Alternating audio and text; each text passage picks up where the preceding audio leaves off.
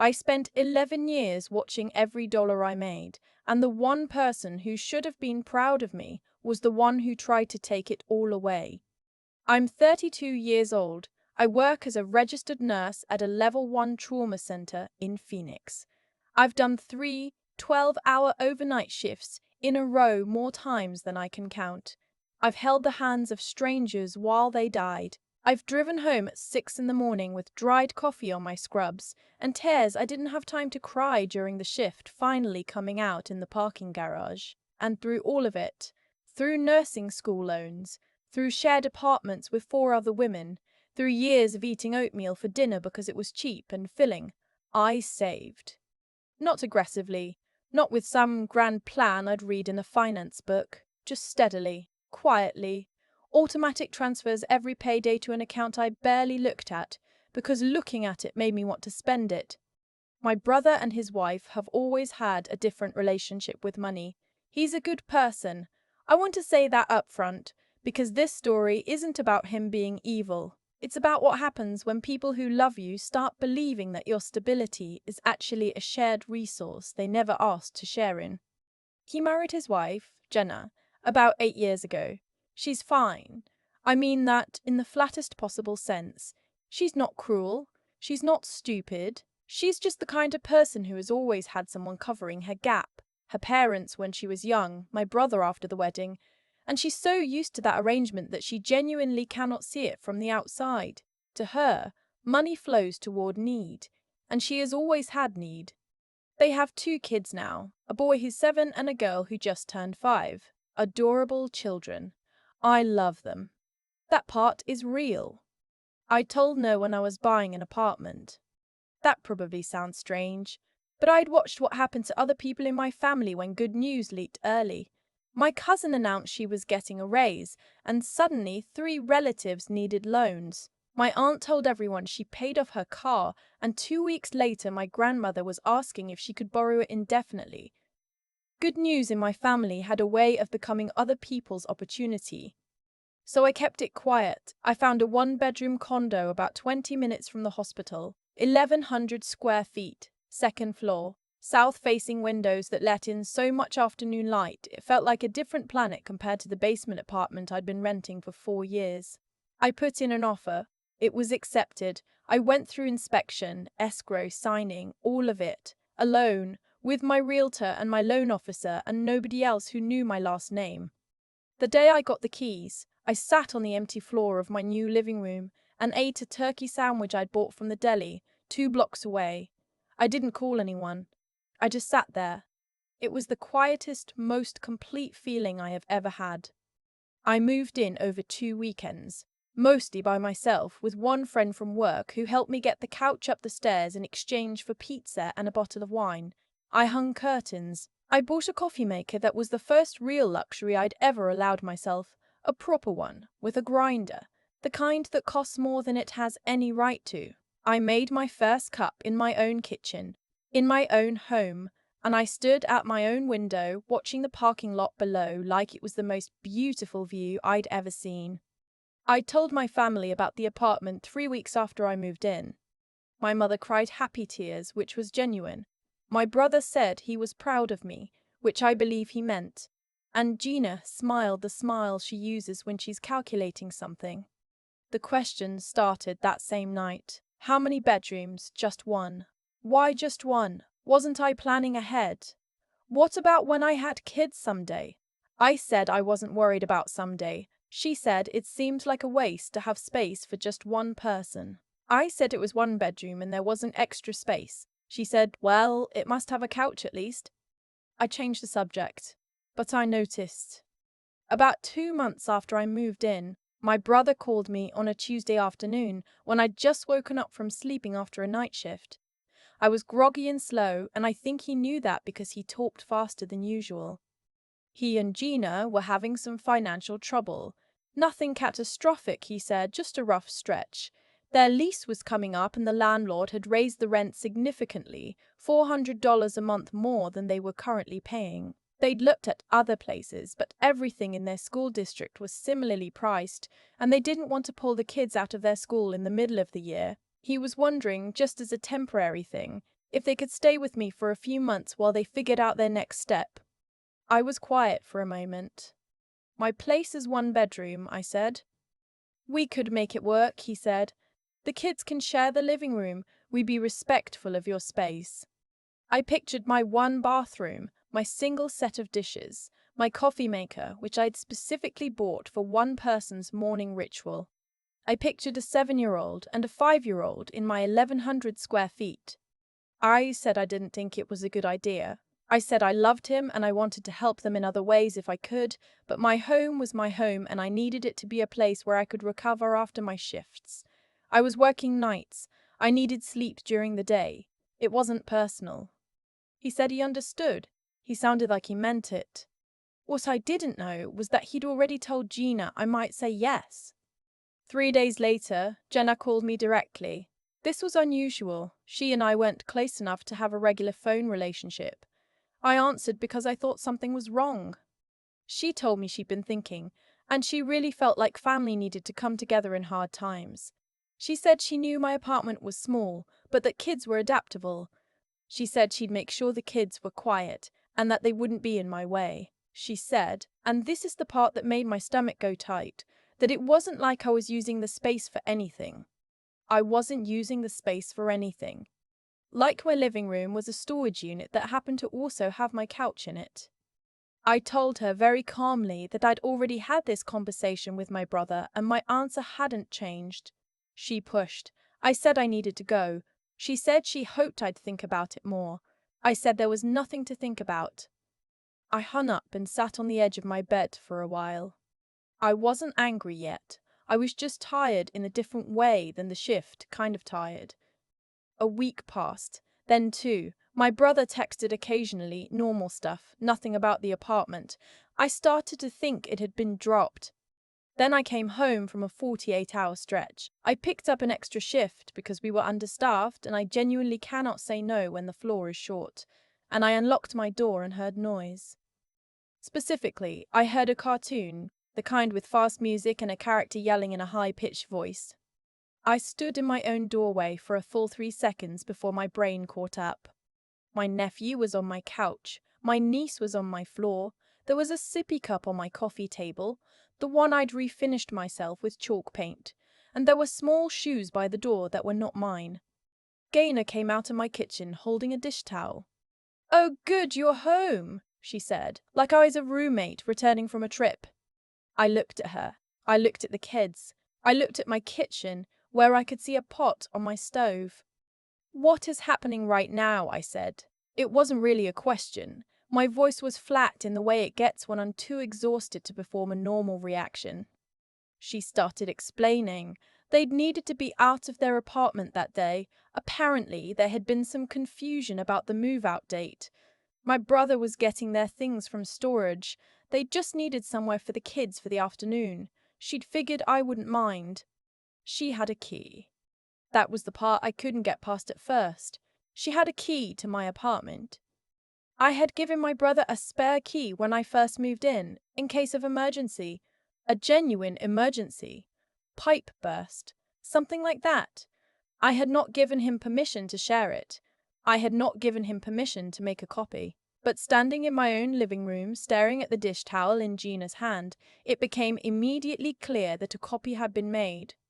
"You need to call my brother," I said, "right now, and he needs to come here." "He's in the middle of." "Right now, Gina." She called him. He came within 40 minutes, which told me the storage unit was not very far away. He looked uncomfortable when he walked in. He should have. He knew this was wrong. I could tell by the way he wouldn't quite meet my eyes. I asked him to take the kids to the car. He did. Then I turned to both of them and I said very slowly that they had entered my home without my permission, using a key I had not authorized them to copy, and that this was not something I was going to treat as a misunderstanding. Gina started crying. She said they had nowhere to go. She said the kids had been in the car all day. She said she thought family helped family. My brother put his hand on her shoulder and said they'd figure something out. He looked at me with an expression I recognized from childhood, the one that meant he was hoping I'd rescue him from a corner he'd gotten himself into. I had done that so many times over the years, covered for him when he was late to our mother's birthday, lent him money in his 20s that was never formally repaid, but that I'd written off as the cost of loving someone. Shown up, over and over. You can stay tonight, I said. One night. The kids can sleep in the living room. But tomorrow I'm calling a locksmith, and I need you to find somewhere else to be. He nodded. Gina stopped crying fast enough that I noticed the timing. That night I lay in my bedroom with the door closed, listening to the sounds of my apartment being lived in by other people. Dishes, the television, my niece asking for water, my nephew saying something I couldn't make out, and then laughing. I didn't sleep much. In the morning I made coffee, enough for myself, because I could not afford to be generous when I'd slept maybe 3 hours and had a shift in 14. And I sat at my kitchen table while the apartment slowly woke up around me. Gina made pancakes for the kids using my griddle and my flour and my syrup without asking. I watched her do it and said nothing. I was choosing my battles, and that one wasn't worth the energy. But when she sat down across from me with her own coffee and said, "We've been looking at the numbers, and honestly, I think this could work long term. We could do it month to month and help with utilities," I set down my mug. "No," I said. She blinked. "I'm just saying, if we—" "Gina, no, this is not happening. You came into my home without permission. I let you stay one night because the kids needed somewhere safe to sleep. This is not an audition for a longer arrangement." She looked at me for a long moment. Then she said, quietly, that she thought I was being selfish. That I had more than I needed, and they had less than they needed, and that's what family was for. I had heard versions of this my whole life. "You have enough, share it. You're doing well, bring us along." I had let it shape me for years, the guilt of having things when people I loved didn't. I had been generous to a fault. I had lent money I needed, given time I didn't have, shown up even when showing up cost me something real. And I was done letting the guilt of other people's planning become my emergency. "What I have," I said, "I built by myself. I worked nights and I skipped vacations and I ate cheap food for a decade so I could have this. You didn't do any of that. I love you as my brother's wife and I love those kids, but my home is not your backup plan." She started to say something. I stood up.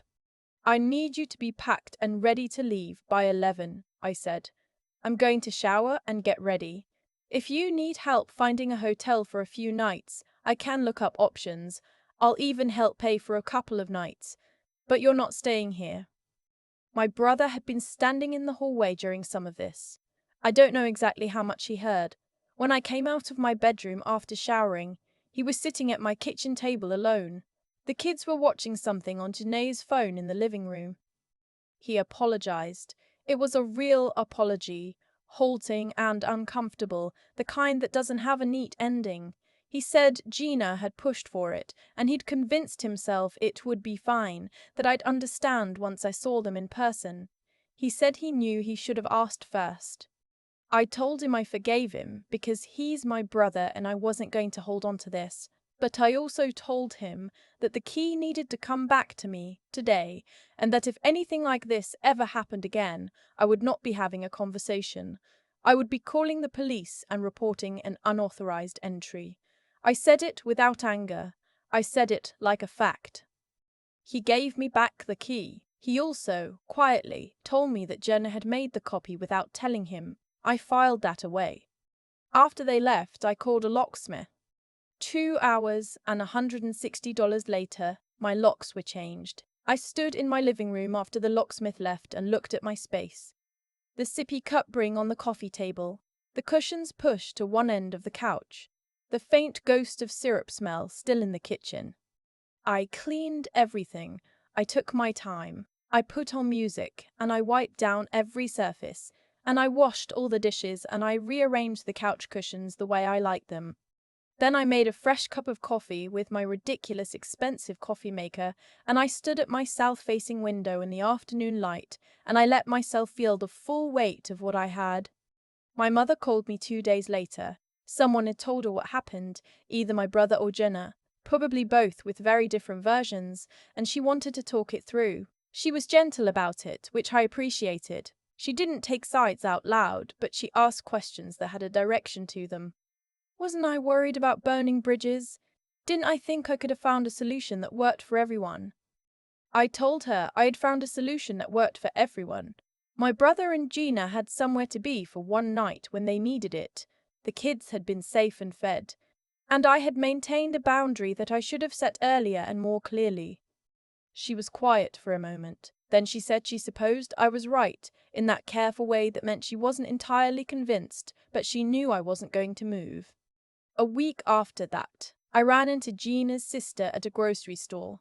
We'd met a few times at family events. She stopped to say hi, and in the course of a 2-minute conversation, she mentioned that Gina and my brother had moved into Gina's parents' house. Gina's parents had a 4-bedroom house in Tempe with a finished basement. They had never mentioned Gina's parents as an option. Not once in any of those conversations had anyone said, Jenna's parents have space. It had been presented to me as a binary situation, them or nowhere, crisis or my living room. I drove home and sat in my parking spot for a few minutes before going inside. I wasn't angry, exactly. I was something more specific than angry. I was clear. Clear in a way I'd been working toward for years without knowing it. Clear about what I owed and what I didn't. Clear about the difference between love and liability. Clear about the fact that you can love people and still require them to be honest with you. You can love people and still say no. You can love people and still protect the life you built. My nephew called me on his mom's phone about a month later, which cracked me right open because he's 7 and he just wanted to tell me about a book he'd read at school. We talked for 12 minutes about dogs, which the book had been about, and he asked if he could come visit sometime, and I said, of course. I meant it. I've seen the kids twice since then, at neutral family gatherings. They are fine. They are happy. They have a finished basement with space to run around, and a grandmother who makes them pancakes on her own griddle. Gina doesn't talk to me much now. My brother and I have a different kind of relationship. Quieter, more honest in some ways. The things left unsaid between us are fewer than they used to be. My apartment is exactly as I left it every time I come home. The coffee maker is on the counter where I put it. The curtains hang the way I hung them. The locks respond to one key, which lives on a hook by my door, which only I can reach. I worked 11 years for 1,100 square feet and a south-facing window and the right to close my door and have it stay closed. That's not selfish. That's the whole point. The thing nobody tells you about holding a boundary is how quiet it feels afterward. I expected to feel righteous. I expected some version of victory. Instead, I just stood in my clean apartment, the syrup smell fading, and felt something much smaller and more solid than triumph. I felt like myself again. I've been thinking a lot about what actually happened in that situation. Not the surface version, the my brother's wife made a copy of my key version, but the deeper mechanics of it. Things don't arrive out of nowhere. Gina didn't walk into my apartment on impulse.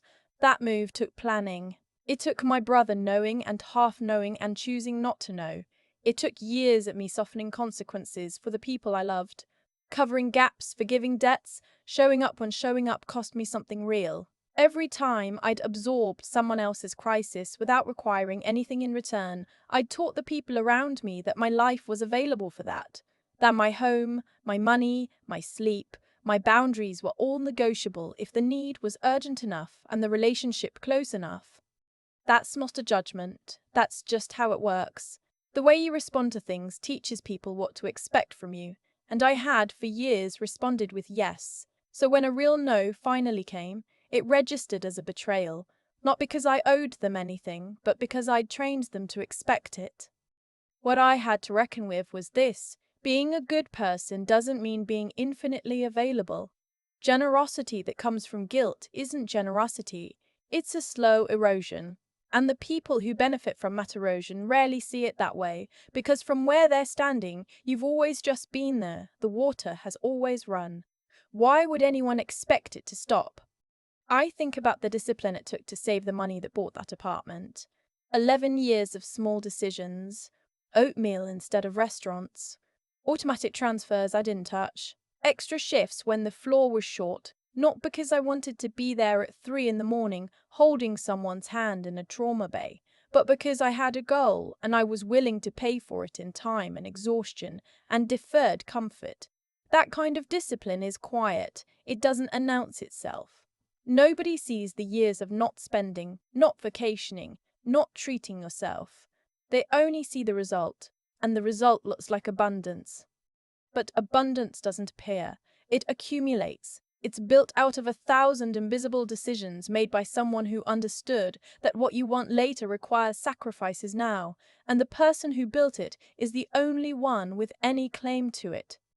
What I know now, what that afternoon in my own doorway taught me, looking at cartoon noise and a sippy cup on my refinished coffee table, is that protecting what you've built isn't selfishness. It's integrity. It's the logical conclusion of everything you sacrificed to get there. Walking away from that sacrifice because someone applied enough emotional pressure isn't love, it's collapse. My nephew called me about dogs. He didn't know any of this. He's 7 and the world is still mostly dogs and school books and whatever's on TV. I want to be someone he can call when he's older, and something harder is happening. And I can only be that if I'm still standing, still solvent, still sane, still living in a home I can afford because I protected it when I needed to. The locks cost $160. That's the cheapest thing I've ever bought.